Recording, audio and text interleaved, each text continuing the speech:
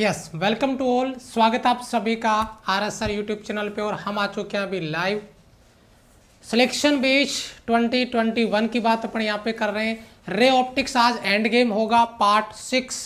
और मैं आपको बता दूं रे ऑप्टिक्स कितना बड़ा चैप्टर है। अगर आपने बोर्ड का एग्जाम दिया होगा तो आपको पता होगा कि इस चैप्टर में कितना स्टडी मटेरियल है। तो आज इसका 6th पार्ट है। आज ये एंड गेम होगा, फिनिश होगा, खत्म होगा। और मैं आपको बता दूं जो बच्चे रे ऑप्टिक्स जैसे चैप्टर को 1 या 2 क्लास में फिनिश होने की बात करते हैं उसे कहते हैं हवा में उड़ाना। और उसको हवा में उड़ा के वही बच्चा उड़ा सकता है जो एग्जाम के 5 दिन पहले रे ऑप्टिक्स पढ़ता है। क्योंकि अगर आपको कुछ नहीं आता और अगर मैंने 2 क्लास में रे ऑप्टिक्स खत्म कर दिया तो भाई साहब राफेल बन जाएगा, हवा भी नहीं लगेगी। ये आरएसआर की क्लास है और अभी हम कॉन्सेप्ट की बात कर रहे हैं। तो 0 लेवल से डिस्कशन होगा, सारी चीजें आराम से डिस्कस होगी, बिल्कुल बेसिक से। और अगर आपको अभी से राफेल उड़ाना है तो आप जल्दीबाजी कर रहे हैं, ठीक है। तो यहाँ पे अगर मैं बात करूं रे ऑप्टिक्स की, अगर आपने पीछे के 5 पार्ट मिस किए हैं तो उनको जरूर से देखिए और अपने खुद के नोट्स बनाइए। सर एग्जाम टाइम में रिवीजन के लिए वो नोट्स ही काम में आएंगे, क्योंकि उसी से आप अपना शॉर्ट रिवीजन कर सकते हैं। अगर आपने नोट्स नहीं बनाए तो बेटा एग्जाम टाइम में बड़ी दिक्कत होने वाली है। ये हमारी टीम आरएसआर जो लगातार आपके लिए मेहनत कर रही है, करती रहेगी आगे भी। अगर आपने मुझे अनअकैडमी पे फॉलो नहीं किया तो आप मुझे इस प्रोफाइल पे जाके फॉलो कर सकते हैं अनअकैडमी पे, क्योंकि अनअकैडमी पे हमने टॉप आपका जो 3000 सीरीज है वो स्टार्ट कर दिया है और आज उसकी 3 क्लास हो गई है, ठीक है। यानी 1 to 75 क्वेश्चन मैंने कंप्लीट करवा दिए। कोई भी बच्चा इस सीरीज को मिस मत करिए, क्योंकि बाद में तुम कवर नहीं कर पाओगे। अगर आप अनअकैडमी प्लस पे पढ़ना चाहते हैं तो ये कैटेगरी सेलेक्ट करिए, उसके बाद में गेट सब्सक्रिप्शन पे क्लिक करिए, उसके बाद में आप 1 मंथ या 3 मंथ नहीं या तो 6 मंथ या 12 मंथ सेलेक्ट करें और उसके बाद में आप हमारा कोड यूज कर सकते हैं आरएसआर लाइव। इस पे प्रोसीड पे क्लिक करेंगे देन आपको 10% डिस्काउंट होगा। बाकी सारे सब्जेक्ट भी इसी प्राइस रेंज में आप देख सकते हैं, क्लियर कर सकते हैं। मेरे 2 ऑलरेडी प्लस के कोर्स चल रहे हैं, एक 11th क्लास का, एक 12th क्लास का, ठीक है। अगर आप हमारा ये टेलीग्राम चैनल ज्वाइन करते हैं तो यहाँ पे आपको जो पीडीएफ्स है वो और जो क्लास अपडेट है वो आपको मिलेगा। टीम आरएसआर हमारा टेलीग्राम चैनल, लगभग 22,000 बच्चों ने इसको ज्वाइन करके रखा हुआ है। क्लास को मैं स्टार्ट करने जा रहा हूं फटाफट से, फुल ऑन फायर के साथ में। ये अनअकैडमी की स्पेशल क्लास है, आज इसका 3रा पार्ट हो गया है। अगर आपने फॉलो नहीं किया तो जरूर से उसको फॉलो कर लेना। और आज सबसे पहले हम स्टार्ट करने जा रहे हैं बेटा आपका जो दृष्टि दोष है, जो आंखों में होने वाला दोष है उसकी बात करेंगे। मैं यहाँ पे जो आपका आई यानी ह्यूमन आई, जो मानव आंख का जो टॉपिक है वो डिस्कस नहीं कर रहा, क्योंकि वो बायोलॉजी का टॉपिक है। अपने यहाँ पे एग्जाम में कोई सवाल नहीं बनता है, अपने एग्जाम में सवाल बनता है उसके दोष से, डिफेक्ट से, और उसी से मैं चैप्टर आपका स्टार्ट करने जा रहा हूँ। यानी मानव जो आंख है उसमें होने वाले जो दोष है वो क्या क्या होंगे। यानी बड़ी इंटरेस्टिंग क्लास होगी। इसके बाद में मैं स्टार्ट करूंगा आपका जो कॉन्सेप्ट रहेगा वो रहेगा ऑप्टिकल इंस्ट्रूमेंट। यानी आज हमारा रे ऑप्टिक्स फिनिश हो जाएगा। तो एक बार जो मेरी आर्मी क्लास में पहुंच चुकी है कमेंट सेक्शन में जॉइन लिख दें, लाइक बटन पे प्रेजेंट लगा दें। और अगर क्लास को शेयर नहीं किया है आपको लगता है कि हम सर को दिल से सपोर्ट करते हैं, अगर आपको यकीन है हमारी मेहनत पे, एक शेयर जरूर करिएगा क्लास का। फिर मैं स्टार्ट करता हूं बच्चे। यस सर, चलो स्टार्ट करें। ओके चलो, सबसे पहले मैं बताऊं आपको ये जो ह्यूमन आई डिफेक्ट जो है उनकी बात करते हैं। तो कुछ चीज एक बार इसमें फील कर लो, फिर मैं आगे आपको कॉन्सेप्ट पे लेके जाता हूं। ये बताया जा रहा है कि यहाँ पे कोई ऑब्जेक्ट है, उधर से कुछ रेज आ रही है, ये आपका जो नॉर्मल आई है उसका लेंस है, इधर से रेज को फोकस किया गया है, और ये आपका रेटिना है। और रेटिना का जो पीत बिंदु होता है वहां पे इस ऑब्जेक्ट का इमेज बनता है जिसको हम देख पाते हैं। तो इसमें जो दोष है, जो आई डिफेक्ट है वो क्या है, जो दोष है वो क्या है। कई बार इमेज है वो यहां से यहीं पे बन जाएगा, यहीं पे इकट्ठा हो जाएगा, या कई बार यहां पे चला जाएगा, ठीक है। यानी कई बार जो आपका रेटिना है उसके पीछे चला जाएगा इमेज, कई बार रेटिना के आगे आ जाएगा। तो ये जो आई डिफेक्ट है, जो दोष है, इनको दूर करने के लिए कई बार हम उत्तल लेंस का चश्मा लगाएंगे, कई बार हम अवतल लेंस का चश्मा लगाएंगे। वो सारी कंडीशंस हम आगे डिस्कस करने वाले हैं, जो एग्जाम में डायरेक्ट क्वेश्चन बनता है, डायरेक्ट क्वेश्चन आपका पूछा जाता है। सबसे पहले अगर मैं पहले सवाल की बात करूं, पहला सवाल आपका जो आई डिफेक्ट का है वो क्या है, उसको डिस्कस करें, उसको डील करें। तो देखिए आई डिफेक्ट में यानी जो दोष है उसमें सबसे पहला हमारा आई डिफेक्ट है वो है आपका निकट दृष्टि दोष। जो टाइटल है, जो डिफेक्ट का जो टाइटल है, जो दोष का टाइटल है, उसको समझ लो, उसका फिर निचोड़ निकाल लेते हैं, उससे कॉन्सेप्ट बना लेते हैं, और वो है आपका निकट दृष्टि दोष यानी मायोपिया दोष। नाम से पता चलता है निकट दृष्टि दोष यानी निकट की वस्तु का दोष, बिल्कुल नहीं। यह जस्ट इनवर्स वर्क करेगा, जस्ट उल्टा काम करेगा। अगर ये निकट दृष्टि दोष है तो इसमें निकट की वस्तु स्पष्ट दिखाई देती है, जो पास में रखी हुई वस्तु है उसका इमेज स्पष्ट बनता है, क्लियर बनता है।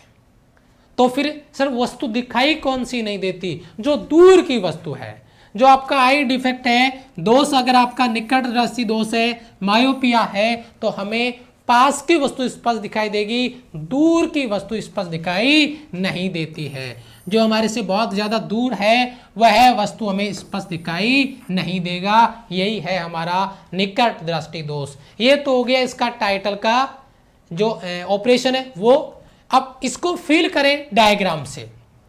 इसमें जो इमेज होता है वो कहाँ बनता है, नोट करना है इस बात को मेरे को। इमेज है वो रेटिना के पहले बन जाता। मैंने अभी क्या बताया था, यहाँ पे क्या बताया था कि इमेज या तो रेटिना से पहले बनेगा या रेटिना के पीछे बनेगा। तो उसमें सबसे पहला हमारा जो डिफेक्ट आया मायोपिया यानी निकट दृष्टि दोष, उसमें हम देख रहे हैं, क्या देख रहे हैं कि जो इमेज है ये आपका इधर रेटिना था और इमेज रेटिना पे ना बन के रेटिना से पहले बन गया है।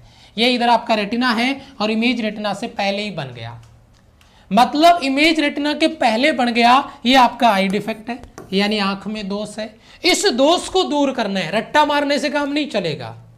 क्योंकि सवाल क्या बनेगा, आई डिफेक्ट देगा और उसका उपचार पूछेगा, उसका निवारण पूछेगा कि उस दोष को दूर कैसे किया जाए। तो आप मुझे खुद बताओ, ये मत सोचो कि इधर कॉनकेव आपका लेंस दिया हुआ है, उसको छोड़ो। आप मुझे बताओ कि ये जो इमेज रेटिना से पहले बन रहा है, अगर इस रे को अगर मुझे रेटिना पे फोकस करना हो, अगर मुझे रेटिना पे फोकस करना हो तो मैं क्या करूंगा, मैं इधर एक ऐसे लेंस का प्रयोग कर दूंगा जो इन रेज को फैला दे, बिखेर दे, ताकि वो फैली हुई रेज है वो थोड़ा आगे जाके मिले। जो रेज इधर मिल रही है वो रेज थोड़ा आगे जाके मिले ताकि इमेज रेटिना पे बन जाए।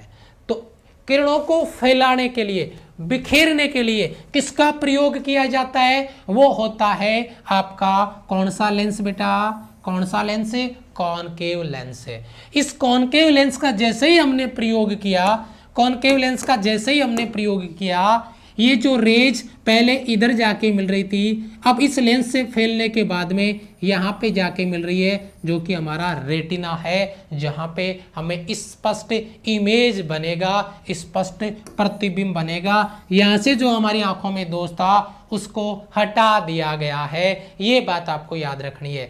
दूर बिंदु या निकट बिंदु को लेकर कोई सवाल आपके एग्जाम में नहीं आता है, तो मैं इस पॉइंट पे बिल्कुल भी डिस्कस नहीं करना चाहता, क्योंकि अगर इस पर डिस्कस करेंगे तो और आपको डेप्थ में जाना पड़ेगा, जो हमारे लिए टोटली यूजलेस है। हमारे को जो आई डिफेक्ट है वो क्या है और उसके बाद में उसका उपचार क्या है, ये बात आपको देखनी है। कॉन्वेक्स लेंस का प्रयोग कर लेंगे, लेकिन इसके इंटरेस्टिंग फैक्टर जो हैं उनको जरा ध्यान दीजिएगा। ये जो दोष होता है, इसका एक सवाल और होता है कि मायोपिया जो आई डिफेक्ट है, जो निकट दृष्टि दोष है, इसमें क्या होता है। इसमें जो लेंस है उसका जो रेडियस है, जो वक्रता त्रिज्या है या जो फोकल लेंथ है, क्योंकि सीधी सी बात है यार, अगर आर में चेंज होता है तो वही सीधी सी बात है एफ में भी चेंज होगा। यानी वक्रता त्रिज्या कम हो रही है तो फोकस दूरी भी कम होगी। और आपको पता है अगर वक्रता त्रिज्या और अगर फोकस दूरी कम हो रही है तो पावर क्या हो जाएगा, बढ़ जाएगा। मुझे ये बताने की जरूरत नहीं है कि इनका रिलेशन क्या है, क्योंकि वो आप पढ़ चुके हैं। हम आज रे ऑप्टिक्स को एंड करने जा रहे हैं, तो अभी मुझे ये बात बताने की जरूरत नहीं है कि इनका क्या रिलेशन है इसके साथ में, क्योंकि वो सारी चीजें हम पीछे की क्लासों में डिस्कस कर चुके हैं। ठीक है। तो यहाँ पे अगर ये मायोपिया आई डिफेक्ट है, निकट दृष्टि दोष है, तो जो भी लेंस होता है हमारी आंख का उसका रेडियस और फोकल लेंथ डिक्रीज कर जाता है, जिसकी वजह से इमेज रेटिना के पहले ही बन जाता है, वस्तु हमें दिखाई नहीं देती है। इस दोष को दूर करने के लिए हम यहाँ पे कॉनकेव लेंस का प्रयोग करेंगे। तो दूरी और वक्रता त्रिज्या और फोकस दूरी कम हो जाती है, क्षमता पावर बढ़ जाती है, लेंस और रेटिना के बीच की दूरी भी बढ़ जाती है, लेंस और जो रेटिना है उसके बीच की दूरी भी डिस्टेंस है वो भी इंक्रीज कर जाती है। लेकिन इसका डिस्टेंस का सवाल नहीं बनता है, सवाल इनका बनेगा। ये जो सवाल है इसको याद रखें आप, ये पॉइंट याद रखें और उसके बाद में इसका उपचार क्या है, इसको कैसे रिमूव किया जा सकता है, और वो है आपका अवतल लेंस यानी कॉनकेव लेंस का यूज करके हम इस जो डिफेक्ट है इसको दूर कर सकते हैं। तो मुझे बताइए पहला जो दोष है एग्जाम पॉइंट ऑफ व्यू से बहुत इंपॉर्टेंट है, और इस दोष को दूर करने का जो कॉन्सेप्ट है वो बता दिया, आई डिफेक्ट कैसे होता है ये बता दिया, इसका जो टाइटल है उसको मैंने एक्सप्लेन कर दिया। तो मेरे हिसाब से पहला जो हमारा आई डिफेक्ट है वो सभी बच्चों का क्लियर है। एक बार कमेंट सेशन में जय हिंद लिख दें या क्लियर लिख दें, मैं आगे बढ़ता हूं फटाफट से, दूसरा आई डिफेक्ट अपन क्लियर करते हैं।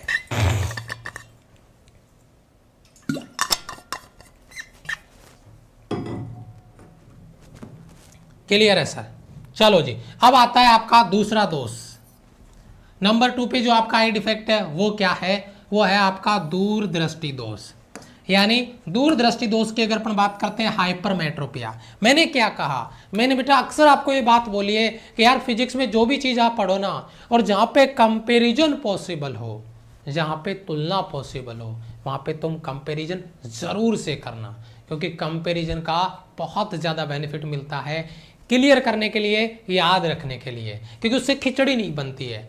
आपने अभी मायोपिया पढ़ा, अब अपन हाइपरमेट्रोपिया पढ़ रहे हैं। मायोपिया था निकट दृष्टि दोष, जिसमें निकट की वस्तु दिखती है, दूर की नहीं दिखती। अब ये हाइपरमेट्रोपिया आ गया, दूर दृष्टि दोष आ गया, तो इसमें दूर की दिखती है, निकट की नहीं दिखती, पास की वस्तु नहीं दिखती। ये कंपेरिजन टाइटल से करना है आपको, ठीक है। तो देखो हाइपरमेट्रोपिया यानी दूरदृष्टि दोष, इसमें दूर की वस्तु तो स्पष्ट दिखाई देती है लेकिन पास की वस्तु स्पष्ट दिखाई नहीं देती है। ये बात होती है इसके टाइटल से जो अपने को समझना है। उसके बाद में अगर मैं बात करूं इसके कुछ स्पेशल पॉइंट्स की, तो जो निकट दृष्टि दोष होता है उसमें इमेज रेटिना के पहले बन जाता है, ये मान लो कि निकट बन जाता है। ये दूर दृष्टि दोष है तो इसमें इमेज रेटिना के पीछे बनता है। तो जरा एक बार आई डिफेक्ट देखिए, ये कोई रेज आती है, ये अपना जो लेंस है आंखों का, और ये रेज को इधर फोकस कर रहा है। आपका रेटिना तो इधर कहीं पे रह गया, इमेज इधर बन रहा है यानी रेटिना के पीछे, तो आंख में क्या आ गया, डिफेक्ट आ गया, दोष आ गया, आई डिफेक्ट है, और वो भी हाइपरमेट्रोपिया, क्योंकि इमेज रेटिना के पीछे बन रहा है। आप खुद सोच के बताओ मुझे, इसको रटो मत कि इसका उपचार क्या करेंगे, क्योंकि सवाल तो वही आना है, इसका उपचार क्या है, इसको कैसे हटाएंगे, दोष को कम कैसे करेंगे, कैसे रिमूव करेंगे। तो आपने कहा कि कॉन्वेक्स लेंस लगा देंगे, लेकिन आप मुझे खुद बताओ, ये जो रेज पीछे जाके फोकस हो रही है, अगर इन रेज को अपन यहां पे फोकस करना चाहें, किरणों को पहले फोकस करना चाहें, तो हमें यहां पे कौन सा लेंस यूज कर लेना चाहिए, यानी जो अपने चश्मा लगाया है वो कौन से लेंस का लगाना चाहिए, उत्तल लेंस का, यानी कॉन्वेक्स लेंस का, ताकि वो रेज को फोकस कर सके कहां पर, रेटिना पे। आप देखिए हमने ये लेंस प्रयोग किया कॉन्वेक्स लेंस, और जैसे ही हमने कॉन्वेक्स लेंस का यूज किया जो इमेज है वो रेटिना पे बन गया। यानी एक चीज क्लियर हो गई कि जो आपका हाइपरमेट्रोपिया दूरदृष्टि दोष है, इसके उपचार के लिए कॉन्वेक्स लेंस का प्रयोग किया जाएगा। क्लियर है, शाबाश। अब बढ़ते हैं थोड़ा सा आगे। यहां पे जब अपन मायोपिया पढ़ रहे थे, निकट दृष्टि दोष पढ़ रहे थे, तो वो क्या कह रहा था कि आर भी डिक्रीज करता है, एफ भी डिक्रीज करता है, लेकिन पावर बढ़ता है। ये मायोपिया के लिए था, ठीक है। और अब अपन बात कर रहे हैं पहला पॉइंट, दूसरा पॉइंट, अगर अपन बात करें हाइपरमेट्रोपिया के लिए, ठीक है, तो उसके लिए क्या कह रहा है कि रेडियस भी और फोकल लेंथ भी दोनों बढ़ती है, यानी आर भी बढ़ेगा और एफ भी बढ़ेगा, तो पावर क्या होगा, डिक्रीज हो जाएगा, कम हो जाएगा। इसीलिए मैं अक्सर आपको कहता हूं कि बच्चा कंपैरिजन करो, अपने कॉन्सेप्ट को कंपेयर करो। इजी वे में अगर आपको कॉन्सेप्ट याद रखने हैं, उनको तैयार करने हैं तो। और वो कहते हैं कि दुनिया कॉन्सेप्ट के पीछे ही चलेगी फिजिक्स में, तो क्योंकि रट्टा मारने वाले बच्चों ने ना पहले कभी पेपर क्लियर किया है ना कभी कर पाएंगे, क्योंकि गुरुजी ये फिजिक्स है, सोशल साइंस नहीं है। ठीक है, तो ध्यान दीजिएगा, रेडियस और फोकल लेंथ दोनों इंक्रीज होंगे, देन पावर डिक्रीज कर जाएगा, पावर आपका घट जाएगा। अगर अपन इस बात की दूरी वाली बात करें तो मैं इसको पहले भी नेगलेक्ट करने के लिए बोल रहा हूं, यहां पर भी आप कर सकते हैं कि ये दूरी बढ़ जाती है घट जाती है, इसका कोई सवाल आपको एग्जाम में ना आया था ना कभी आएगा। अच्छा, तो पहली बात तो ये जो मैंने ऊपर बताई है ये कंपैरिजन से याद रखेगी मेरी आर्मी। दूसरी बात जो मैं यहाँ पे बताने जा रहा हूं वो क्या है, वो है इसका उपचार, वो है इसका निवारण, जो मैं आपको पहले ऑलरेडी याद करवा चुका हूं, यानी कॉन्वेक्स लेंस से। तो मेरे दो सवाल आपसे हैं, मेरे दो सवाल आपसे, मैं आगे बढ़ूं इससे पहले मेरा पहला सवाल आपसे है वो ये है कि अगर मैं मायोपिया दोष की बात करूं तो इसके लिए किसका प्रयोग करेंगे, कॉनकेव लेंस का प्रयोग करेंगे। किसका बेटा, कॉनकेव लेंस का। इसमें जो आपका रेडियस है और जो पावर है वो दोनों बढ़ जाती है, और सॉरी रेडियस और जो आपका फोकल लेंथ तो बढ़ जाता है, पावर घट जाता है। अगर मैं बात करूं हाइपरमेट्रोपिया, हाइपरमेट्रोपिया में कॉन्वेक्स लेंस का प्रयोग करेंगे, पावर सॉरी रेडियस और आपका फोकल लेंथ डिक्रीज करेगा तो पावर इंक्रीज कर जाएगा। ये कॉन्सेप्ट आपको पूरा का पूरा जो अब तक मैंने पढ़ाया है उसका रिवीजन आप इधर समझ सकते हैं, उस रिवीजन को इधर शॉर्ट में समझ सकते हैं। ये मेन मुद्दे वाली बात यही है जिस पे हम बात कर रहे थे अभी। ठीक है जी, यस। आगे चले, अब आते हैं अगले पॉइंट पे, और अगला पॉइंट आपका तीसरा जो लेंस है वो आपका सॉरी जो दोष है वो है आपका आई डिफेक्ट है, वो है जरा दृष्टि दोष। जरा दृष्टि दोष एक ऐसा दोष जिसमें ना तो निकट की वस्तु स्पष्ट दिखती है ना दूर की वस्तु स्पष्ट दिखती है। मतलब ये कह सकते हैं कि मायोपिया और हाइपरमेट्रोपिया दोनों का खिचड़ी बना दो तो आपका ये दोष आ जाएगा, जरा दृष्टि दोष।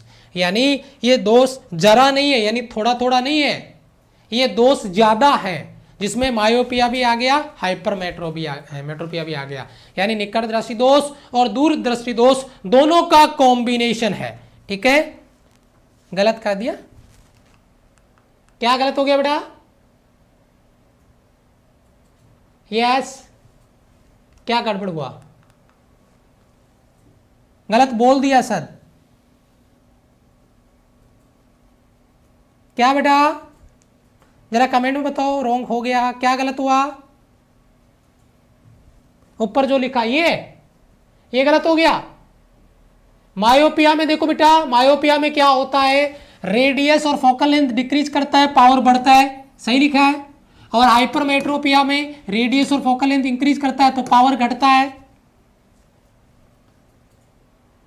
अच्छा, जो ब्लैक स्लाइड में बताया है, ब्लैक स्लाइड तो बेटा गायब हो जाता है, ब्लैक स्लाइड केवल समझाने के लिए आता है और उसको हटाते गायब हो जाता है। अगर मैंने इसमें कुछ उल्टा बोल दिया है तो उसको यहां से करेक्ट कर लेना। अगर आपको लग रहा है कि मैंने उसमें उल्टा लिख दिया था इसका, है ना, हाँ, ब्लैक स्लाइड केवल समझाने के लिए लेते हैं, जैसे उसको हटाते हैं वो डिलीट हो जाता है ऑटोमेटिक। ब्लैक स्लाइड आपकी कभी भी पीडीएफ में सेव नहीं होता है, जो हम अलग से लेते हैं वो, जैसे मुकेश सर ब्लैक स्लाइड लेके आते हैं वो तो सेव रहता है, लेकिन एक्सप्लेन करने के लिए अगर अपन कोई नई स्लाइड बीच में लगाते हैं इधर से, तो वो स्लाइड मैं इधर कुछ भी लिख रहा हूं ना, अब ये स्लाइड मैंने हटाया, वो स्लाइड गायब हो गया, वो स्लाइड इधर नहीं होता है, देख रहे होंगे आप। ठीक है, ऐसे तो अगर उसमें कुछ मैंने इसको उल्टा लिख दिया तो उसको करेक्ट कर लेना, कोई बात नहीं है। अब आता है आपका जरा दृष्टि दोष, यानी निकट दृष्टि दोष और दूर दृष्टि दोष का मिक्सचर, उसका हलवा, यानी ना तो निकट की वस्तु दिखेगी ना ही दूर की वस्तु दिखेगी। ये बात आपको समझनी है। यानी इस अगर डिफेक्ट से आई डिफेक्ट अगर किसी व्यक्ति को है, अगर वो इस दोष से पीड़ित है, तो ना तो उसको निकट की वस्तु स्पष्ट दिखेगी और ना ही उसको दूर की वस्तु स्पष्ट दिखेगी। मतलब यह है कि ये तो वही बात होगी कि बुढ़ापे वाली बात आ गई कि बुढ़ापे में ना तो निकट की दिखती है ना दूर की दिखती है। ये है आपका जो आई डिफेक्ट है, जरा दृष्टि दोष, और ये तो मैक्सिमम पाया ही जाता है। ठीक है, ये दोष तो मैक्सिमम पाया ही जाता है, क्योंकि बुढ़ापा तो आना ही है और ये दोष भी आना है। एक्चुअल में होता क्या है कि बुढ़ापे में जो अपनी आंखों की समंजन क्षमता, अपन कहते ना कि दादाजी को अपने साथ दौड़ने के लिए आप बोलोगे तो वो क्या अपने साथ दौड़ सकते हैं? नहीं, क्योंकि उनका जो रेस्पॉन्ड है बॉडी का वो स्लो हो जाता है। मतलब बॉडी का जो रेस्पॉन्ड करने का जो प्रोसेस है वो स्लो हो जाता है, तो अपने साथ दौड़ नहीं सकते। सेम प्रोसेस बॉडी के सारे पार्ट्स करते हैं। तो आंखों का जो समंजन समायोजन है, फोकस करने का, इमेज बनाने का, वो भी बहुत स्लो हो जाता है। उसे समंजन क्षमता बोलते हैं। क्या बोलते हैं बेटा? समंजन क्षमता, समायोजन क्षमता। और ये जो समायोजन क्षमता है, ये समायोजन क्षमता कम होने की वजह से हम ना तो पास की वस्तु ना ही दूर की वस्तु को स्पष्ट देख पाते हैं और ये दोष उत्पन्न हो जाता है। अब इस दोष के बारे में ज्यादा कोई कहानी नहीं है, कोई मतलब नहीं है इस थ्योरी से, लेकिन इस दोष से जो मतलब है वो इस पॉइंट से है। और इस पॉइंट को आप अपने को दिल दिमाग में नोट करो, क्योंकि 1000 सवालों में से एक सवाल इनसे ही मिलेगा। केवल डायरेक्ट पूछेगा कि जरा दृष्टि दोष अगर है तो उसका उपचार करने के लिए किसका प्रयोग किया जाएगा? द्विफोक्सी लेंस, ये कह सकते हैं बायोफोकल लेंस का प्रयोग करेंगे और जरा दृष्टि दोष को हटा दिया जाएगा, दूर कर दिया जाएगा। क्योंकि निकट दृष्टि दोष को हटाने के लिए, दूर दृष्टि दोष को हटाने के लिए, निकट वाले को हटाने के लिए कॉनकेव लेंस लिया, दूर को हटाने के लिए कॉन्वेक्स लिया। तो यहाँ पे हमने दोनों को मिला के बायोफोकल लेंस लगा दिए, यानी आपका बायोफोकल लेंस लगा के, द्विफोक्सी लेंस लगा के हमने इस समस्या को दूर कर दिया, इस प्रॉब्लम को सॉर्ट आउट कर दिया। ठीक है जी, ओके, चलो आगे बढ़ते हैं। अब आता है आपका चौथा दोष क्या है। नंबर 4 आपका जो आई डिफेक्ट है वो क्या है? चौथा जो दोष है वो क्या है? दृष्टि वैषम्य दोष। इस दोष को समझाने के लिए मैं ब्लैक स्लाइड लेता हूं एक बार और हल्का से एक डायग्राम बना के आपको बताता हूं वो क्या है, जरा समझिएगा बेटा। इस दोष में क्या होता है कि अगर इस तरीके से कोई लाइनें हो, ऐसे कोई लाइन हो, ठीक है, और अगर इन लाइनों को उसको देखने के लिए बोला जाए कि भाई ये लाइन क्या है, तो वो क्या कर पाता है? वो इनको देख ही नहीं पाता है। वो हॉरिजॉन्टल और वर्टिकल जो लाइन आपको दिख रही है, जैसे रेड वाली आपका हॉरिजॉन्टल आ गई, व्हाइट वाली आपका वर्टिकल आ गई, इस तरीके से वो इनमें देख ही नहीं पाता है, इनमें डिफरेंस क्रिएट नहीं कर पाता है। उसका मतलब ये हुआ कि ये जो दोष है वो दोष है आपका दृष्टि वैषम्य, जो दोष है वो आपकी आंखों में है। मतलब इस दोष में ऊर्ध्वाधर और क्षैतिज जो लाइनें होती है उनमें वो डिफरेंस क्रिएट नहीं कर पाता है। इस दोष से पीड़ित व्यक्ति की जो आंख है वो ऊर्ध्वाधर, वर्टिकल और हॉरिजॉन्टल लाइंस को एक साथ नहीं देख पाती है, उनमें डिफरेंस क्रिएट नहीं कर पाती है। और इसी दोष के कारण कॉर्निया का पूर्णतः गोल नहीं होना माना जाता है। जो कॉर्निया है, अपनी आंखों में जो कॉर्निया है, वो अगर टोटली इस मतलब गोलाकार आकृति में नहीं है तो ये दोष वहां पर देखने को मिलेगा। अब ये जो दोष है भैया, ये दोष तो जन्मजात भी हो सकता है, ठीक है। मतलब कॉर्निया अगर गोल नहीं है तो भाई उसमें ये दोष पाया जाएगा, क्योंकि वो वर्टिकल हॉरिजॉन्टल लाइंस में डिफरेंस क्रिएट नहीं कर सकता है। तो अगर कॉर्निया पूर्णतः गोल नहीं है, कोई पूछे कि इस दोष का रीजन क्या है, तो हम कहेंगे कॉर्निया का गोल नहीं होना। अगर कॉर्निया गोल नहीं है तो ये दोष उसमें पाया जाएगा, ठीक है जी। तो यहां पे देखिए, ये तो हो गया आपका इसका रीजन। अब इससे ज्यादा इंपॉर्टेंट है इसका उपचार, इसका निवारण। ये बहुत ज्यादा इंपॉर्टेंट है। मैं एक बार प्रैक्टिस करवा रहा था तो एक सवाल था, सर बेलनाकार लेंस और टॉरिक लेंस, बेलनाकार लेंस और टॉरिक लेंस दोनों ऑप्शन थे उसमें, सिलेंड्रिकल लेंस। तो मैं आपको बताऊं बेटा, देखो मैक्सिमम जो टॉरिक लेंस है वो काफी कॉस्टली होता है, महंगा होता है, और उसको मोस्ट प्रोबेबली अवॉइड किया जाता है इस दोष को हटाने के लिए। जो सिलेंड्रिकल लेंस होते हैं उन्हीं का प्रयोग किया जाता है। तो फर्स्ट प्रायोरिटी जो सिलेंड्रिकल लेंस होते हैं इन्हीं को दी जाती है, उसके बाद में आपके टॉरिक लेंस का प्रयोग किया जाता है। तो ये आपका अगर दृष्टि वैषम्य दोष अगर आपकी आंखों में है तो इसके उपचार के लिए हम सिलेंड्रिकल लेंस का प्रयोग करेंगे। सिलेंड्रिकल लेंसों का प्रयोग करके इस दोष को दूर किया जाता है, ठीक है जी। क्लियर है बेटा? यहां से क्लियर है? यहां से सिलेंड्रिकल लेंस, हाँ बिल्कुल। एक बार कमेंट में यस सर लिख दीजिए, क्लियर है तो मैं आगे बढ़ूँ फटाफट से, क्योंकि मैंने एक ही बात बोली है बेटा, अगर आप क्लास में आए हैं, क्लास में टिकेंगे, क्लास में कुछ सीखेंगे, तब आपका कॉन्सेप्ट क्लियर होगा, तब आपका पेपर क्लियर होगा। क्योंकि इस दुनिया में ऐसा कोई बंदा नहीं है जो बिना कॉन्सेप्ट क्लियर किए अपना पेपर क्लियर कर सकता है। आपके पास अभी टाइम है, अगर आप कॉन्सेप्ट क्लियर करते हैं तो आप अपना पेपर भी क्लियर कर पाएंगे, ठीक है जी। अब अपन आते हैं ऑप्टिकल इंस्ट्रूमेंट पे, यानी जो उपकरण है उनकी बात कर लेते हैं, ऑप्टिकल इंस्ट्रूमेंट की बात कर लेते हैं। ये ऑप्टिकल इंस्ट्रूमेंट क्या होते हैं इनके बारे में बात कर लेते हैं। और उसमें सबसे पहले है आपका माइक्रोस्कोप, यानी सूक्ष्मदर्शी। माइक्रोस्कोप क्या है? छोटी वस्तुओं को जो इमेज है उनका बड़ा इमेज बना देता है और हम उसको स्पष्ट रूप से देख पाते हैं। ठीक है, जो आपका स्पष्ट इमेज है उसको देखने के लिए ही माइक्रोस्कोप का यानी सूक्ष्मदर्शी का प्रयोग किया जाता है। ये बात आपको नोट करनी है। अब माइक्रोस्कोप का क्या कॉन्सेप्ट है, सबसे पहले मैं इस कॉन्सेप्ट को डिवाइड करूंगा सिंपल और कंपाउंड माइक्रोस्कोप में। सिंपल माइक्रोस्कोप होता है साधारण, है ना, माइक्रोस्कोप जो ड्राइंग वगैरह लेते हैं ना अपन 50-60 रुपए का 100 रुपए का, उस ड्राइंग में एक छोटा सा लेंस नहीं आता है ना, ऐसे स्टैंड होता है, उसको पकड़ के ऐसे देखते हैं, है ना, वही लेंस, वो सिंपल माइक्रोस्कोप है आपका। और कंपाउंड माइक्रोस्कोप जो आपने अगर बायोलॉजी तो आपका सब्जेक्ट रहा नहीं होगा, जो बायोलॉजी वाले बच्चे लैब में प्रैक्टिकल करते हैं ना, ठीक है, देखने को मिल जाए वही बहुत है, प्रैक्टिकल तो दूर की बात है। ठीक है, तो मतलब सूक्ष्मदर्शी माइक्रोस्कोप का मतलब क्या है, इस उपकरण का प्रयोग करके जो सूक्ष्म वस्तुएं हैं, जो बहुत ही छोटी वस्तुएं हैं, उनको स्पष्ट रूप से देखा जा सकता है, उनकी आवर्धन क्षमता बढ़ा के, छोटी वस्तु को बढ़ा करके उसको स्पष्ट रूप से देखा जा सकता है। लेकिन पहली बात मैं आपको बताऊं, जो सिंपल माइक्रोस्कोप होता है उसका प्रैक्टिकल भी आपने किया होगा, अगर आपके पास है तो धूप में जाके कर लेना, कागज रखना, उस लेंस को कुछ देर के लिए फोकस को, उस लेंस पे जो लाइट आ रही है उसको फोकस करके देखना कागज पे, लगभग 2-3 मिनट में कागज जल जाएगा, आग लग जाएगी। अगर माचिस नहीं हो तो आग लगाने का ये बढ़िया मेथड है कि नहीं है। हाँ, कहीं जंगल में जाओ तो लेंस जरूर लेके जाना, खाना वाना पकाने के लिए माचिस नहीं हो तो वो काम कर जाएगा, ठीक है, लेकिन उसके लिए प्रकाश जरूरी है। तो मेरा कहने का मतलब यह है कि रात में खाना नहीं बन पाएगा, दिन में ही बना लेना, ठीक है। तो सूक्ष्मदर्शी जो आपका सिंपल माइक्रोस्कोप है उसके बारे में बात करूं, उससे पहले मैं मैग्निफिकेशन पावर यानी आवर्धन क्षमता की बात करूंगा। मैग्निफिकेशन पावर की बात करूंगा, आवर्धन क्षमता की बात करूंगा। सर आवर्धन क्षमता का हमारे को कोई सवाल आ सकता है क्या? भाई देखो, फॉर्मूला जो डेफिनेशन का फॉर्मूला है वो तो आज तक पूछा नहीं गया है, लेकिन इसके जो फॉर्मूले बनते हैं मैग्निफिकेशन पावर का सिंपल माइक्रोस्कोप के लिए या कंपाउंड माइक्रोस्कोप के लिए, उससे न्यूमेरिकल आता है, तो उसके लिए आपको थोड़ा सा तैयार होना है। और उसको तैयार करने के लिए मैं एक छोटा सा फॉर्मूला बता रहा हूं, उसको थोड़ा समझना, फील करना, बाकी कोई जरूरत नहीं, रट्टा मारने का कोई कॉन्सेप्ट नहीं है इसमें। समझना जरा ध्यान से, मैंने क्या लिखा है इधर, मैंने लिखा है प्रतिबिंब के द्वारा निर्मित दृष्टिकोण। मेरी बात को समझना पहले, बाकी कमेंट बाद में। पहली चीज, प्रतिबिंब के द्वारा बनाया गया दृष्टिकोण, पहली चीज इमेज के द्वारा, प्रतिबिंब के द्वारा। दूसरा, स्पष्ट दृष्टि की न्यूनतम दूरी पर स्थित वस्तु के द्वारा निर्मित दृष्टिकोण। पहले तो मैं आपको स्पष्ट दृष्टि की न्यूनतम दूरी क्या है, ये स्पष्ट दृष्टि की न्यूनतम दूरी क्या है ये क्लियर कर दूं।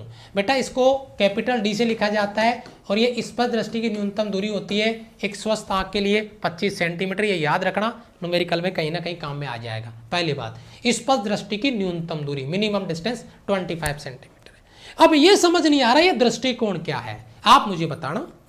मेरे पास ये मार्कर आप देख रहे होंगे, ये मार्कर है, इस मार्कर को आप देख रहे हैं डायरेक्ट, ठीक है, आप डायरेक्ट देख रहे हैं बिना किसी ऑप्टिकल इंस्ट्रूमेंट के, बिना किसी ऑप्टिकल इंस्ट्रूमेंट के आप इसको डायरेक्ट देख रहे हैं। तो वो नीचे वाली लाइन पढ़ो, स्पष्ट दृष्टि की न्यूनतम दूरी पर स्थित वस्तु का, वस्तु के द्वारा अपनी आंखों पे बनाया गया इमेज, वस्तु का डायरेक्ट। अब मैं क्या कर रहा हूं, अब मैं ऑप्टिकल इंस्ट्रूमेंट का यूज कर रहा हूं, ये मान लो मेरे लिए ऑप्टिकल इंस्ट्रूमेंट ही है, ठीक है। अब मैं इस ऑप्टिकल इंस्ट्रूमेंट का यूज करके इसको देख रहा हूं, तो ये मेरी आंखों पे कितना एंगल बनाता है ऑप्टिकल इंस्ट्रूमेंट के साथ में, प्रतिबिंब के द्वारा निर्मित दृष्टिकोण। जब ऑप्टिकल इंस्ट्रूमेंट आपने यूज किया तो उसने आंखों पे कितना बड़ा इमेज बनाया, और विदाउट ऑप्टिकल इंस्ट्रूमेंट के आपने इमेज बनाया वो कितना बना, तो उसका एंगल कितना बन गया। जैसे मैं कहूं बेटा ये वस्तु है, तो इस दूरी पे इस वस्तु के द्वारा बनाया गया ये कौन है, अल्फा मान लो, और अगर ये वस्तु इतनी बड़ी होती तो इसके द्वारा बनाया गया कौन, अगर इस बिंदु पे ले तो वो तो अल्फा ही है, लेकिन अगर अलग पॉइंट पे डिफाइन करें तो ऑप्टिकल इंस्ट्रूमेंट का यूज करके जो एंगल बनाया जाता है और विदाउट ऑप्टिकल इंस्ट्रूमेंट के जो एंगल बनाया जाता है उनको डिफाइन किया गया है, बाकी कोई नहीं है। एम बराबर मैं एक ही बात बोलूंगा, प्रतिबिंब के द्वारा निर्मित दृष्टिकोण बीटा और विदाउट किसी ऑप्टिकल इंस्ट्रूमेंट के बनाया गया एंगल जो है वो आपका अल्फा, एम बराबर बीटा बटा अल्फा। ये बात आपको याद में रखनी है। ऊपर वाला ऑप्टिकल इंस्ट्रूमेंट के साथ में है, नीचे वाला विदाउट ऑप्टिकल इंस्ट्रूमेंट के साथ में है। ये फॉर्मूला आपको याद में रखना है, एम बराबर बीटा बटा अल्फा। ठीक है, क्लियर है बेटा। यहां से आगे बढ़ते हैं थोड़ा सा। अब आता है आपका सिंपल माइक्रोस्कोप, सरल सूक्ष्मदर्शी। तो मैं इसको कंपेयर ही कर दूं, अभी मैं बात कर ही रहा था, आपको बता ही रहा था। ये है आपका सिंपल माइक्रोस्कोप, जो अपने को ड्राइंग वगैरह में भी जो आप आता है, ज्योमेट्री बॉक्स होता है ना, उसमें मिल जाता है। और ये आपका होता है कंपाउंड माइक्रोस्कोप। अगर ये कंपाउंड माइक्रोस्कोप आपको प्रैक्टिकल करने के लिए दे दिया जाए तो आप इसका प्रैक्टिकल कर दोगे। जो प्रैक्टिकल करना वो तो है नहीं, इसका प्रैक्टिकल कर दोगे, महंगा आता है, तो इसलिए आपको स्कूल वगैरह में अलाउ करते ही नहीं है, और करते हैं तो भी मतलब जान जोखिम में डाल के करते हैं। ठीक है, तो ये आपका सिंपल माइक्रोस्कोप है और ये हमारा कंपाउंड माइक्रोस्कोप है। ठीक है, इसमें कुछ ये जो आपके जो लेंस वगैरह हैं, देखो ऑब्जेक्ट लेंस है, यहाँ पे जो लेंस वगैरह है वो इधर लगाए जाएंगे। इनको व्यवस्थित करने का जो कॉन्सेप्ट है वो इधर से होता है, और जो ये इसका बेस है, इधर इसका इमेज क्रिएट किया जाता है, इधर से अपन देखते हैं। यहाँ पे आपका जो लेंस है वो लगाया जाएगा आंखों के पास में, ये वस्तु की ओर दूसरा लेंस लगाया जाएगा इस तरीके से। तो मेरा मकसद केवल इस डायग्राम को बताना है कि ये आपका कंपाउंड माइक्रोस्कोप है और ये आपका सिंपल माइक्रोस्कोप है, बस इतना सा। क्योंकि इसके बाद में आपके दिमाग में एक इमेज रहेगा, हमें मतलब है इसके मैं आपका मैग्निफिकेशन पावर से, यानी आवर्धन क्षमता से। और आवर्धन क्षमता क्या है वो सबसे पहले अगर अपने यहाँ पे बात करते हैं, सरल सूक्ष्मदर्शी यानी सिंपल माइक्रोस्कोप। कौन सा बेटा? सरल सूक्ष्मदर्शी यानी सिंपल माइक्रोस्कोप। उसको अगर मैं कहूं कि वो तो केवल और केवल एक कॉन्वेक्स लेंस है, अभी डायग्राम बता ही रहा था, केवल और केवल कॉन्वेक्स लेंस है, वही आपका सिंपल माइक्रोस्कोप होगा। उत्तल लेंस है, उसी को हम आपका सिंपल माइक्रोस्कोप कह सकते हैं। इसके आवर्धक लेंस या रीडिंग लेंस भी कहते हैं, आवर्धक लेंस या रीडिंग लेंस भी कहते हैं। CID देखी होगी, अक्सर वो करते रहते हैं उसको ऐसे पकड़ के, है ना, वो जो लेब में काम करता है सालों के, क्या नाम उसका, वही करता रहता है। तो वो इसको अक्सर उसको ऐसे करके देख रहा होता है, देखना कुछ भी नहीं है उसको, है ठीक है। तो ये आवर्धक लेंस और रीडिंग लेंस है, वो इसका प्रयोग बोला जा सकता है, उत्तल लेंस को ही नाम दिया जाता है। इससे कोई मतलब नहीं, अपने को मतलब है इस फॉर्मूले से। यहाँ से हमें जो आपका मैग्निफिकेशन पावर है उसके बारे में अपने यहाँ पे बात कर रहे हैं। आवर्धन जब अधिकतम अंतिम प्रतिबिंब, फाइनल जो आपका इमेज है, वो स्पष्ट दृष्टि की न्यूनतम दूरी, ये डी क्या है, मैंने क्या कहा था, ये कैपिटल डी क्या है, स्पष्ट दृष्टि की न्यूनतम दूरी जो कि 25 सेंटीमीटर और इनफाइनाइट अनंत पर बनता है, यानी स्पष्ट दृष्टि की न्यूनतम दूरी पर और अनंत पे बनता है। तो आपका जो मैग्निफिकेशन पावर है वो मैक्सिमा तो ये होगा 1+d/f, ये मैक्सिमा है, और m इनफाइनाइट पे d/f होता है, ये मिनिमा होता है। ये आपका md4 स्पष्ट दृष्टि की न्यूनतम दूरी पे ये आ गया मैक्सिमा, md बराबर 1+d/f, और इनफाइनाइट की बात करेंगे m इनफाइनाइट तो d/f, ये मिनिमम आ जाएगा। मुझे ये दोनों फॉर्मूले याद चाहिए और कुछ भी नहीं। अगर कोई सवाल आता है तो स्पष्ट दृष्टि की न्यूनतम दूरी के लिए ये और इनफाइनाइट के लिए न्यूमेरिकल आएगा, डायरेक्ट पूछेगा आपको, डायरेक्ट कैलकुलेशन, 2 स्टेप में आंसर आ जाएंगे अगर आपको कैलकुलेशन करनी है। ठीक है जी, बहुत बढ़िया। आगे चले अगले पॉइंट पे, यानी आवर्धन जब अंतिम प्रतिबिंब d दूरी पर होगा तो md बराबर 1+d/f होगा, और अगर इनफाइनाइट की बात करेंगे तो m इनफाइनाइट बराबर d/f होगा। एक बार दोनों फॉर्मूले अगर क्लियर है तो कमेंट में यस सर लिख दीजिए, अभी का अभी याद होना चाहिए। md बराबर 1+d/f, m इनफाइनाइट बराबर डायरेक्ट लेके d/f, ये मिनिमा है, ये मैक्सिमा है। फटाफट से एक बार कमेंट कर दीजिए यस सर, क्लियर है, शाबाश, बहुत अच्छे बहुत अच्छे। चलो आगे बात करते हैं। अब आता है आपका कंपाउंड माइक्रोस्कोप। मैंने कहा था इसमें 2 लेंस होते हैं, एक लेंस जो ऑब्जेक्ट की ओर रखा होता है, एक लेंस जो आंखों की ओर रखा होता है। इधर अपनी आंखें बना देते हैं, और ये जो है आई के लिए है और ये आपका ऑब्जेक्ट के लिए है। तो इसमें 2 लेंस होते हैं, जैसे मैंने इस डायग्राम में बताया था आपको, ये डायग्राम, ये आपका डायग्राम, ये देखो, इसमें आंखों की ओर यहाँ से अपन इसको देखते हैं तो यहाँ पे एक लेंस लगा होगा यहाँ पे, और एक होगा ऑब्जेक्ट लेंस जो यहाँ पे रखा हुआ है। तो 2 लेंस होते हैं, ये बात आपको याद में रखनी है। ये दोनों लेंस, ये जो ऑब्जेक्ट की ओर रखा हुआ लेंस होता है, इसको फिल करना, शायद एग्जाम में सवाल आया था इस बार, लेकिन शायद टेलीस्कोप का आया था कि कौन सा लेंस बड़ा कौन सा छोटा होता है। नोट करना मेरी इस बात को, इस बार के एग्जाम में अभी शायद टेलीस्कोप था या कंपाउंड माइक्रोस्कोप था, चेक करना एक बार इसको। लेकिन वो आकार पे बात कर रहे थे। यहाँ पे ऑब्जेक्ट की ओर जो लेंस है वो छोटा होगा, द्वारक भी छोटा होगा, फोकल लेंथ भी कम होगा, रेडियस भी कम होगा, और आंखों की ओर जो रखा हुआ लेंस है वो आपका द्वारक फोकल लेंथ सब बड़ा होगा। ये बड़ा लेंस है, ये छोटा लेंस आपका। तो अपने को यहाँ पे जो बोर्ड में आपको इसको डिराइव करना होता है, डेरिवेशन करना होता है, डायग्राम का भी नंबर होता है एग्जाम में 1 नंबर का, 3 नंबर का इसका थ्योरी और डेरिवेशन होती है, टोटल 4 नंबर का क्वेश्चन आता है। उससे मतलब नहीं है, हमने एक सवाल तैयार कर लिया, ऑब्जेक्ट की ओर लेंस छोटा होगा और जो आपका आंखों की ओर रखा हुआ लेंस वो बड़ा होगा। जो फाइनल इमेज बनता है, अंतिम प्रतिबिंब बनता है, वो आपका आभासी बनेगा, किरणें वास्तव में इसमें नहीं मिलती है। ये प्रतिबिंब आपका वास्तविक बनता है पहले वाला, जो इसके लिए इमेज है और इसके लिए ऑब्जेक्ट है, और इसका इमेज ये रहा, ये इसके लिए ऑब्जेक्ट है इस लेंस के लिए, और ये इसका इमेज है। अभी बात करूंगा मैं, जरा देखिए, गौर फरमाइए। जो सवाल बनेंगे उन सवालों को तैयार करते हैं। क्या क्या सवाल बनेंगे देखिए जरा। सबसे पहला, इसमें 2 अभिसारी लेंस होते हैं, मतलब दोनों ही कॉन्वेक्स लेंस हैं जो रेज को फोकस करते हैं, किरणों को इकट्ठा करते हैं। एक जो वस्तु की ओर रखा होता है अभिदर्शक, एक जो आंखों की ओर रखा होता है अभिनेत्र लेंस। यानी कंपाउंड जो आपका माइक्रोस्कोप है, इसमें 2 लेंस होते हैं, और 2 लेंस में एक आपका ऑब्जेक्ट की ओर और एक आपका आई की ओर यानी आंखों की ओर रखा हुआ होगा। दूसरा पॉइंट आपका, जहां से सवाल आपका एग्जाम में बना है और एग्जाम में आगे बन सकता है, पूछा जा सकता है, जो एफ नेत्र है, यानी जो आंखों की ओर रखा हुआ लेंस है उसका फोकल लेंथ भी ज़्यादा है ऑब्जेक्ट वाले लेंस के कंपैरिजन में। मैं डायग्राम बता चुका हूँ। ये आपका आंखों की ओर वाला लेंस है तो इसका फोकल लेंथ भी ज़्यादा है, इसका रेडियस भी ज़्यादा है, इसका अपर्चर यानी द्वारक भी ज़्यादा है इसके कंपैरिजन में। तो जरा सवाल देखिए, एफ आई, ठीक है, और ये आपका एफ ऑब्जेक्ट है, तो ये आई वाला जो फोकल लेंथ है वो ज़्यादा होगा।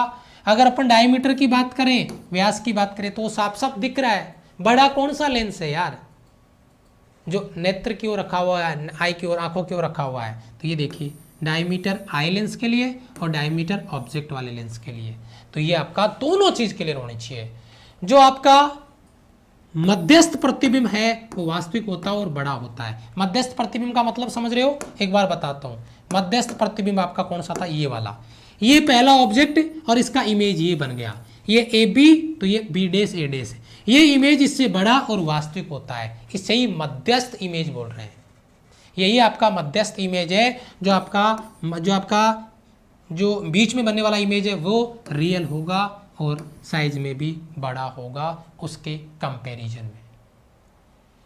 अब आता है इसका मेन फॉर्मूला, जो मैग्निफिकेशन पावर आपने सिंपल माइक्रोस्कोप में पढ़ी थी, एम डी बराबर 1 + डी बटा एफ मैक्सिमा के लिए, और एम इनफाइनाइट के लिए डी बटा एफ पढ़ा था, एम इनफाइनाइट बराबर डी बटा एफ। उसके 2 फॉर्मूले थे।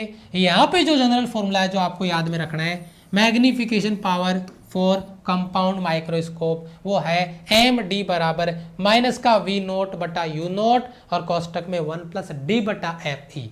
कोई बच्चा पूछे कि सर ये ओ का मतलब क्या है, ओ का मतलब है ऑब्जेक्ट है, इस ओ का मतलब क्या है ऑब्जेक्ट है, और इस ई का मतलब क्या है आई यानी आंख। यानी जो ये फोकल लेंथ होगी वो आंख वाले लेंस की आएगी, ऑब्जेक्ट वाले लेंस की नहीं। और ये वी ओ, ये वी ओ क्या है, वी यानी दूरी किसकी, प्रतिबिंब की, और प्रतिबिंब की दूरी क्या है बेटा, ऑब्जेक्ट वाले लेंस के लिए। प्रतिबिंब की दूरी ऑब्जेक्ट वाले लेंस के लिए ये दूरी है, ये प्रतिबिंब की दूरी है वी नोट, देखो ऊपर लिखा हुआ है। और ये यू नोट क्या है, वस्तु की दूरी ऑब्जेक्ट वाले लेंस से। तो जरा इसको देखो गौर से, ये देखो यहाँ पे लिखा हुआ वी नोट बटा यू नोट। ये डिराइव नहीं किया मैंने फॉर्मूला, अगर आप बोर्ड की तैयारी कर रहे हैं तो ये सवाल एग्जाम में आएगा, डेरिवेशन आती है वहाँ पे, तो वहाँ पे डिराइव करना होता है, अपने को फॉर्मूला याद रखना है, माइनस का वी नोट बटा यू नोट कोष्टक में 1 + डी बटा F E, E for I, यानी अभिनेत्र लेंस की फोकल लेंथ आपको काम में लेनी है। एक चीज और, जो सूक्ष्मदर्शी है उसकी जो नली की लंबाई है, ट्यूब लेंथ जिसको बोलते हैं, न्यूमेरिकल बन सकता है, इसका बोर्ड में तो आ गया एक बार, और आपको हो सकता है आपके भी डायरेक्ट सवाल पूछ ले। वी नोट और यूई, वी नोट और यूई में बताता हूं आपको डायग्राम से, वी नोट और यूई समझना जरा, एक बार समझना जरा, वी नोट और यूई। बेटा ये जो दूरी है, यहां से यहां तक की दूरी क्या है बेटा, वी नोट, और ये यहां से यहां तक की दूरी क्या है, यूई। तो अगर मैं वी नोट और यूई को जोड़ देता हूं तो ये दोनों लेंसों के बीच की दूरी है। इस लेंस ऑब्जेक्ट वाले लेंस और इस लेंस आंख वाले लेंस के बीच की जो टोटल दूरी है वही है आपका ट्यूब लेंथ, ट्यूब लंबाई, एल डी बराबर वी नोट और यूई। वी नॉट और यू ई, ये बात आपको याद में रखनी है। एल डी बराबर वी नॉट प्लस का यू ई, ये बात आपको याद में रखनी है ट्यूब लेंथ के लिए और ये मैग्नीफिकेशन पावर के लिए। अब ये फॉर्मूला से रट्टा मार लें, हाँ बेटा इसका कोई डेरिवेशन नहीं है, आपको रट्टा मारना ही पड़ेगा और कोई ऑप्शन नहीं है। ठीक है जी, यस क्लियर है बेटा, आगे चलें, आगे बढ़े। हाँ इमेज, चलो आगे बढ़ते हैं। अब आता है इसका मैग्नीफिकेशन पावर, जो आपका संयुक्त सूक्ष्मदर्शी है। बेटा कल की क्लास में मैंने आपको बताया था कि अगर दो लेंसों को कॉम्बाइन करके रखा जाए तो उसका मैंने आपको एफ निकाल के बताया था, पी निकाल के बताया था और एम निकाल के बताया था। एफ को तो मैंने क्या बोला था, 1/f बराबर 1/f1 plus 1/f2 plus 1/f3। फिर मैंने इसको क्या लिख दिया था, P बराबर P1 plus P2 plus P3 और ये आगे की तरफ जा रहा था। मैग्नीफिकेशन पावर को क्या बोला था मैंने मैग्नीफिकेशन पावर को बोला था M बराबर, यहाँ पे मैंने ले लिया इसको M1, इसको मैंने ले लिया M2, इसको मैंने ले लिया M3, यानी मल्टीप्लाई में। तो यहाँ पे कितने लेंस है, दो, एक लेंस है उसका O फॉर ऑब्जेक्ट और दूसरा लेंस क्या ME फॉर आई।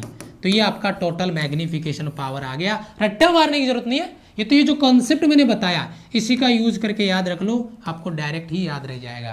क्योंकि मैग्नीफिकेशन पावर निकालने का यही तरीका होता है अगर लेंसों को कॉम्बाइन करके लगाते हैं तो। और कंपाउंड माइक्रोस्कोप में दो लेंस लगे होते हैं तो इनका जो आपका मैग्नीफिकेशन पावर है वो इस प्रकार गुणा में आएगा। MO जो मैग्नीफिकेशन पावर है वो ऑब्जेक्ट वाले लेंस के लिए है और ME जो मैग्नीफिकेशन पावर है वो आपका जो आई है, जो आंख है उसके लिए, जो लेंस है उसके लिए है। दोनों फॉर्मूले क्लियर हो जाने चाहिए। क्लियर है बेटा, शाबाश। कुछ बच्चे कमेंट में कन्वर्सेशन कर रहे हैं, मुझे अफसोस है उन बच्चों का, कोई क्या कह रहा है कोई क्या कह रहा है। बच्चे तुम अपना टाइम वेस्ट कर रहे हो, या तो अपनी लाइफ को एंजॉय करो या बच्चे पढ़ लो, नहीं बाद में कुछ नहीं है, ये कन्वर्सेशन यूँ ही चलता रहता है। क्योंकि एग्जाम देने 3 से 4 लाख बच्चे बैठते हैं, पेपर 10-12 हज़ार का ही क्लियर होता है, क्योंकि वो 10-12 हज़ार ही बच्चे उस लेवल पे तैयारी करते हैं। तो अगर आपको उसके लेवल पे कैलकुलेट करना है तो बेटा अपने टारगेट पे फोकस करो, अपना टाइम बर्बाद ना करो, नहीं सब आपको यही मिलेंगे। RSR तो फिर अगले बैच में यही मिल जाएंगे, लेकिन तुम्हारा क्या, ओवर एज हो जाओगे फिर। ठीक है, खगोलीय दूरदर्शी, ये है बेटा टेलीस्कोप। आपका टेलीस्कोप के रिगार्डिंग क्या क्वेश्चन बनता है उसको देखना है। टेलीस्कोप मतलब होता है बहुत दूर की वस्तु, सिंपल माइक्रोस्कोप है, कंपाउंड माइक्रोस्कोप है, पास की वस्तु देखने के लिए काम में आता है। लेकिन ये जो टेलीस्कोप है वो दूर की वस्तु देखने के लिए काम में आता है, यानी दूरदर्शी कहते हैं इसको।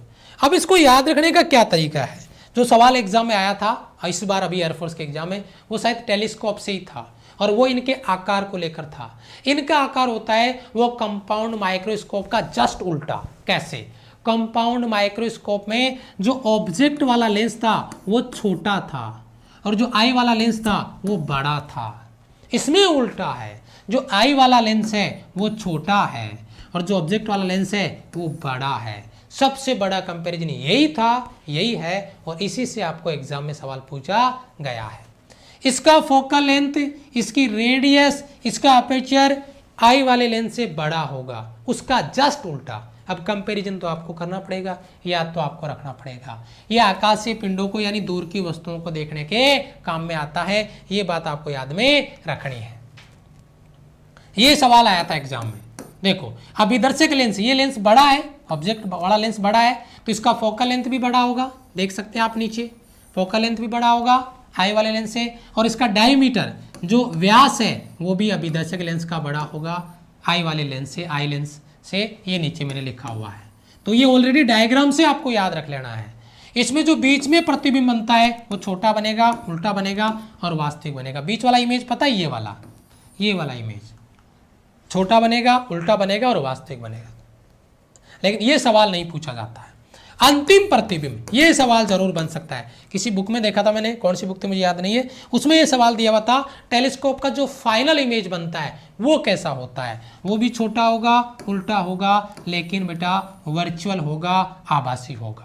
छोटा होगा, उल्टा होगा, लेकिन आभासी होगा। ये बात आपको याद रखनी है, इसको नोट कर लेना बहुत अच्छा। अपने सवालों जो नोट्स बनाओगे ना, उन नोट्सों में इसको जरूर लिख लेना। जो टेलीस्कोप है उसका जो फाइनल इमेज है वो आपका छोटा होगा, उल्टा होगा, इन्वर्टेड होगा और वर्चुअल होगा यानी आभासी होगा। बताओ क्लियर है बेटा? यस क्लियर है सर? थोड़ा सा स्लो। अरे भाई मैं तो स्लो ही चल रहा हूँ ठीक है। यस बताओ क्लियर है बेटा? एक सवाल आपका होमवर्क क्वेश्चन है। अब होमवर्क क्वेश्चन को देख के भी मुझे अफसोस होता है, मैथ्स वाले सर भी होमवर्क के लिए क्वेश्चन देते हैं, मैं भी होमवर्क के लिए एक आधा क्वेश्चन आपको दे देता हूँ, लेकिन बच्चे जब व्यूज होते हैं 4 से 5,000 और कमेंट कितने बच्चों के? 50 बच्चे तो मैंने ज़्यादा बता दिए, 40 बच्चे, 30 बच्चे वहाँ पे अपना आंसर कमेंट कर रहे हैं, क्योंकि उन 30 बच्चों को प्रैक्टिस करनी होती है। सर प्रैक्टिस बेस्ट बुक कौन सी करे? मैं कहूँ बेस्ट बुक का एक क्वेश्चन ये है तो तू प्रैक्टिस कर लेगा? नहीं, बेस्ट बुक बता दो सर उसी को प्रैक्टिस करूंगा। ये तो क्या है, इनका तो क्या, ये तो हमें आते ही है। ठीक है जी, तो बेटा प्रयास किया करो जो भी आपको होमवर्क क्वेश्चन दिया जाता है, क्योंकि अगर किसी क्वेश्चन को खुद से सॉल्व करने जाओगे तो पता चलेगा कि कितना इफर्ट उसमें लगाना है। बहुत बेहतरीन सवाल है, मोस्ट इंपॉर्टेंट क्वेश्चन आपका जो कॉन्सेप्ट है इस सवाल में अप्लाई होने वाला है। क्लास जब सेव हो जाए तो क्लास सेव होने के बाद में अपना आंसर ज़रूर कमेंट करिएगा। बाकी फ़र्क नहीं पड़ता है किसी को भी, अगर आप आंसर देते हैं या नहीं, आप पढ़ते हैं या नहीं, उससे कोई फ़र्क नहीं पड़ता। अगर आप सॉल्व करेंगे तो भी ठीक है, सिलेक्शन होगा तो बहुत अच्छी बात है, नहीं होता है तो हम एजुकेटेड लोगों को क्या होने वाला बताओ है? हम तो अपना काम पूरा डेडिकेशन से कर रहे हैं। मेहनत करने वाला बच्चा पेपर निकालेगा, बाकी तो यही मस्ती करते रहेंगे, टाइम पास करते रहेंगे, कल को ओवरेज हो जाएंगे, फिर लास्ट चांस हो जाएगा आपका। ठीक है, तो इस सवाल का आपको आंसर अभी कमेंट में करना है। ये आंख है, ह्यूमन आई, जो मैंने क्लास की शुरुआत में बताई थी वही डांस हो रहा है इधर। ये सवाल आपको सॉल्व करना है और इसका आंसर कमेंट करना है। अगला चैप्टर आपका स्टार्ट होगा अल्टरनेट करंट। अगला चैप्टर आपका स्टार्ट होगा अल्टरनेट करंट बेटा। अगला चैप्टर है अल्टरनेट करंट आपका एसी। ठीक है, एसी बहुत इंटरेस्टिंग चैप्टर है। जो सबसे टफ चैप्टर ना वही सबसे पहले लूंगा मैं आपका, क्योंकि एसी के नाम से बच्चा यूं डरते हैं कि पता नहीं वो क्या हो जाए फिर है। रे ऑप्टिक्स के नाम पे जो डर खत्म था ना, मतलब जो डर बहुत ज्यादा बढ़ा के रखा हुआ था, वो मैंने खत्म कर दिया है 6 क्लास में। लेकिन कोई बच्चा सोचे यार 1 क्लास में खत्म कर दो गुरुजी, 1 क्लास में खत्म कर दो, 1-2 क्लास में खत्म हो जाए रे ऑप्टिक्स जैसा टॉपिक। अरे एटॉमिक फिजिक्स खत्म नहीं होगा 1 क्लास में, तो एटॉमिक फिजिक्स को पढ़ने के लिए कम से कम 2 क्लास ही है।